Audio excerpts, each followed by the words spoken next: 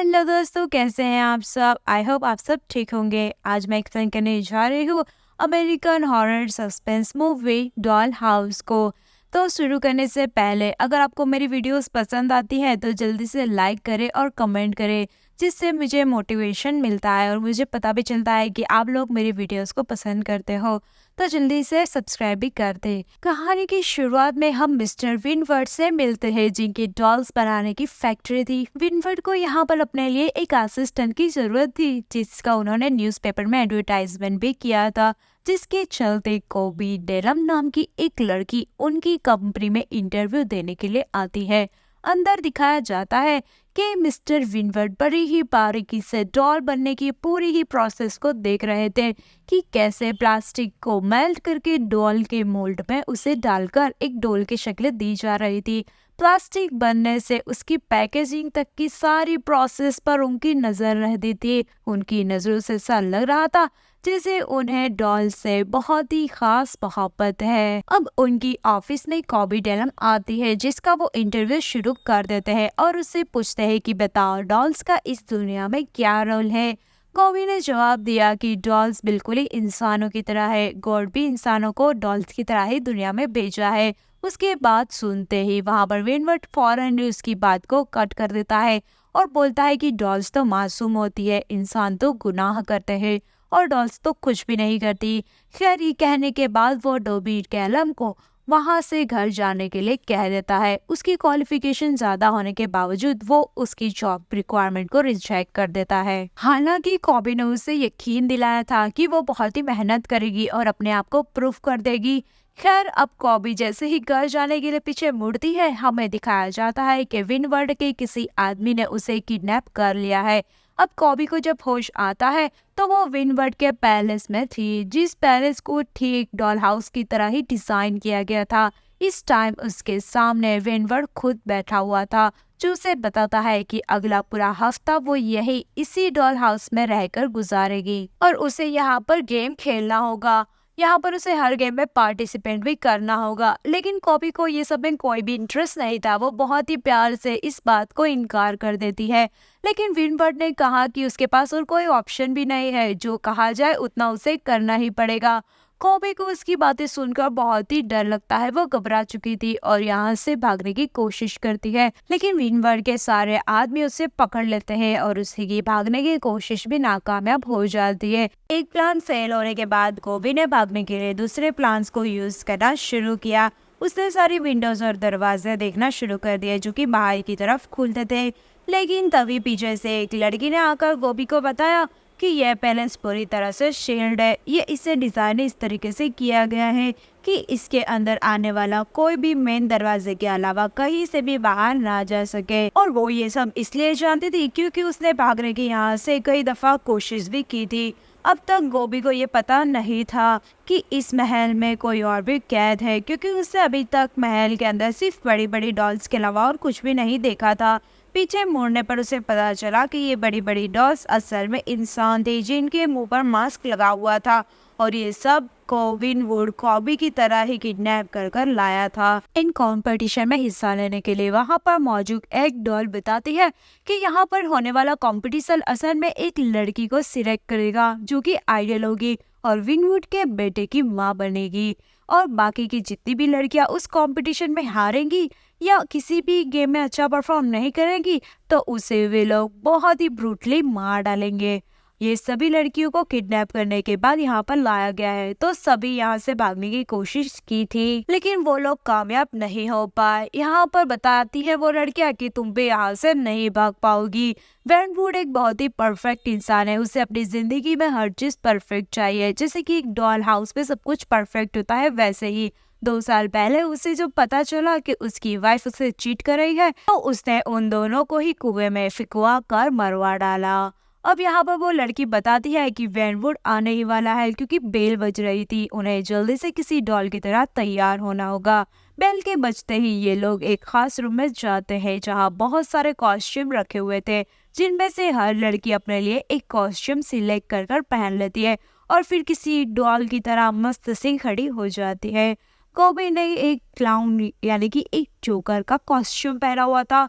इतने में ही वैनवुड और उसका बेटा ओटस इस रूम में आ जाता है। ओटस को डॉल्स बनी सारी लड़कियां पसंद आने लगी थी, लेकिन कोबी को वो नहीं पसंद करता क्योंकि वो क्लाउन बनी हुई थी। इससे पहले कि कोबी को मार दिया जाता, वो ओटस को इम्प्रेस करने के लिए कोबी एक मैजिक ट्रिक दिखाती है। वो कार को अपनी ब्रेन पावर के जरिए कंट्रोल करते हुए चलाकर दिखाती है। ओटस उससे इम्प्रेस हो जाता है और कोबी की जान बच जाती है। ओटस और वेनवुड के जाने के बाद यहाँ पर सारी लड़कियां अपने रूम में थी और सभी अब कोबी के बारे में ही बात कर रही थी। यहाँ पर लिया नाम की जो लड़की थी ना, उसे टेंशन होने लगी थी कि ऐसे तो जादू करके कोबी सबको अपनी तरफ ही कर लेगी और सब भी मारे जाएंगे। और यहाँ पर लिया वो काफी सेल्फिश थी, वो हर हाल में ये कंपटीशन को जीतना चाहती थी ताकि वो सेफ ओटस की माँ बन सके और उसकी जान बच जाए। कोबी ने उसकी सारी सोच को समझते हुए उसे समझाया कि देखो, ये कंपटीशन जीतना और उसकी माँ बनकर रहना यहाँ पर ये कोई बड़ी बात नहीं है। बड़ी बात यह है कि हम किसी तरह सबको यहाँ से जिंदा बाहर लेकर जाए। अभी ये लोग बात ही कर रहे थे कि फिर से एक और बार अलार्म बजने लगता है। सभी लोग जल्दी से डॉल बनकर तैयार होकर डाइनिंग रूम में चले जाते हैं। यहाँ पर विनवुड सभी को एक टास्क देता है टेबल सेट करने का। इन सभी के पास सिर्फ 1 मिनट का समय था। जो लड़की सबसे बुरा टेबल सेट करती वो मारी जाती। तो ये काम काफी लड़कियां अच्छे से कर सकती थी, लेकिन कुछ लड़कियां बहुत ही ज्यादा कंफ्यूजन और पैनिक में आ गई थी। सिर्फ पन्नियां ही ऐसी कॉन्फिडेंट नजर आती थी जो कि टेबल सेट कर रही थी। कोबी को भी टेबल सेट करना नहीं आता था, इसलिए उसे रेलिया को कॉपी करना शुरू कर दिया। लेकिन लास्ट मिनट में रेलिया ने भी एक चेंज कर दिया। उसने फॉक के साथ स्पून को रख दिया। ये चीज कोबी ने भी नोटिस कर ली थी। इससे पहले कि वो ये चेंज करती, 1 मिनट का टाइमर खत्म हो जाता है। हड़बड़ी में उससे एक ग्लास भी टूट गया था, जिसकी वजह से उसे वैनवुड से अच्छी खासी डांट भी पड़ गई थी। इस कंपटीशन की विनर तो यहाँ पर पन्नी आई थी, जिसने सबसे बुरा टेबल सेट किया था। विनवुड उसे बेहोश करके कुएं में फेंक देता है, बिल्कुल उसी तरह उसे मौत देता है जिस तरह उसने अपनी वाइफ को मारा था। खैर, अब अगले दिन दिखाया जाता है कि ओटस डॉल हाउस में खेल रहा था, तभी उससे वहां पर कोबी मिलती है। वो उसे अपनी पावर के बारे में बताती है कि जिस तरह उसने दिमाग से सारी चीजों को कंट्रोल कर सकती थी। यहाँ पे वो ओटस का माइंड चेंज करने की कोशिश करती है और उससे वादा करते कहती है कि अगर ओटस ने कोबी को जितवा दिया तो कोबी उसकी अच्छी मॉम साबित होगी और वो उसकी मॉम सिर्फ तभी बनेगी जब ओटस अपने डेट को कन्विंस कर दे, यानी कि प्रेजेंट में हारने वाली लड़कियों को मारने के बजाय वो ऐसे ही उन्हें छोड़ दे।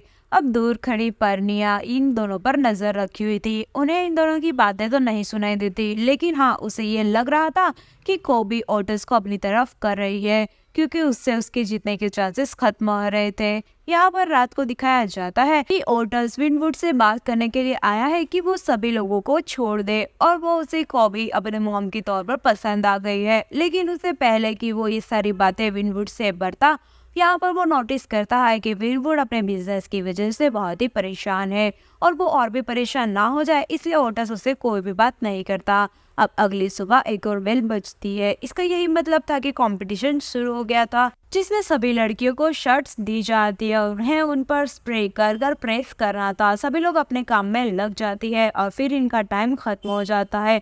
रालिया ने यहाँ पर सबसे परफेक्ट शर्ट को प्रेस की थी। यहाँ पर दूसरी ओर देखा जाता है कि गोबी ने अपनी शर्ट को जला दी थी। अपनी गलती की वजह से गोबी को मारा भी जा सकता था, लेकिन यहाँ पर विनवुड उसे मारने के बजाय उसका हाथ ही जला देता है। यहाँ पर हम कहीं ना कहीं नोटिस करते हैं कि विनवुड नहीं चाहता कि गोबी मर जाए। यहाँ पर वो चौथी लड़की के पास जाता है जिसकी शर्ट गोबी से तो बेहतरी थी, लेकिन जानबूझकर उसे लास्ट नंबर दिया जाता है और उसकी गलती के बदले उसे कई मरतबा चाकू से स्टैब कर मार दिया जाता है। अगले सीन में हम कोबी और उसकी साथी को एक रूम में देखते हैं, जहाँ पर वो डिस्कस कर रहे थे कि मरने की बजाय हम यहाँ से भाग भी तो सकते हैं क्योंकि रेलिया ही जीतने वाली है।